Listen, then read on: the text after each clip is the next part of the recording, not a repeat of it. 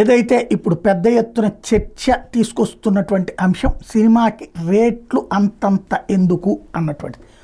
ఏదైతే అల్లు అర్జున్ సినిమాకి ఇప్పుడు అటుపక్కనేమో 800, రెండు చోట్ల కూడా బెనిఫిట్ షోకి 800, అదే సందర్భంలో ఈ ఎక్స్ట్రా షోస్కి 200, 400 ఇట్లాగా అంతా బాగానే ఉంది. కానీ అసలు అప్పట్లో బాహుబలికి పెట్టినప్పుడు అంత భారీ రేట్లు పెట్టినప్పుడు ఎందుకు పెట్టారు? బాహుబలికి అది గ్రాఫిక్స్ వీటన్నిటికీ ఖర్చు అయింది కాబట్టి అన్నట్టు. ఇప్పుడు ఇందులో ఎందుకు అంత ఖర్చు అవుతుంది? రెండవది, వాళ్ళ ఖర్చుకు తగ్గట్టుగా సినిమా ఎక్కువ రోజులు ఆడాలి, కానీ ఎందుకు అంతంత రేట్లు జనం దగ్గర దోచేయాలి? ఇది ఎవరు రైట్ చేస్తున్నారు? జనసేన అలాగే పవన్ కళ్యాణ్ అభిమానులు రైట్ చేస్తున్నారు. అదే సందర్భంలో కొంతమంది తటస్థులు రైట్ చేస్తున్నారు.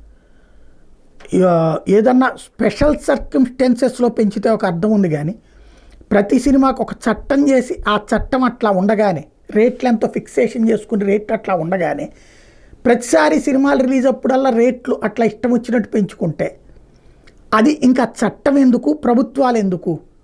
ఏమైనా స్పెషల్ సర్కమ్స్టెన్సెస్లో, ఫర్ ఎగ్జాంపుల్ ఏ సైనికులకు విరాళం ఇవ్వడానికో, లేకపోతే కనుక బెనిఫిట్ షో అంటే ఇదివరకు ఎందుకు పెట్టేవాళ్ళు?